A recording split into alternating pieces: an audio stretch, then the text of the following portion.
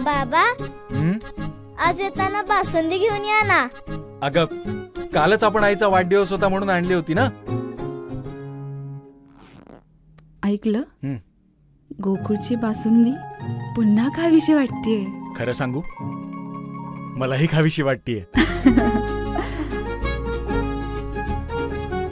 पुन्हा पुन्हा खावीशी वाटणारी गोकुळ बासुंदी.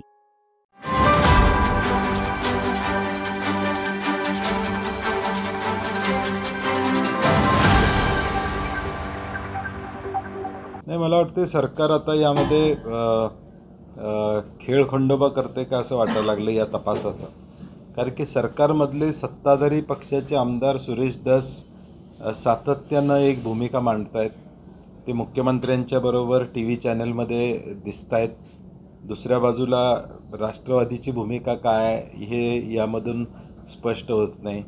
मारेकरी सापडलेत, काही अजून काही सापडायचे आहेत अशी वास्तवता समोर त्या ठिकाणी येते. आणि एकूणच हे प्रकरण दडपण्याचा प्रयत्न होतोय का अशी शंका महाराष्ट्रातल्या जनतेला या ठिकाणी. आणि मी परवा म्हणलं तसं, सत्ता कुणाची आहे याच्यापेक्षा महाराष्ट्रातल्या पोलिसांची प्रतिष्ठा लागलेली आहे. की अशा पद्धतीनं मारहाण झालेल्या एका सरपंचाच्या आरोपींना आम्ही अटक करू शकत नाही, हे महाराष्ट्राच्या पोलिसांसाठी दुर्दैवी असणार आहे. आणि म्हणून मला वाटते पोलिसांनी राजकीय कुठले दबाव असतील तर ते बाजूला ठेवून यामध्ये योग्य ती कारवाई करावी.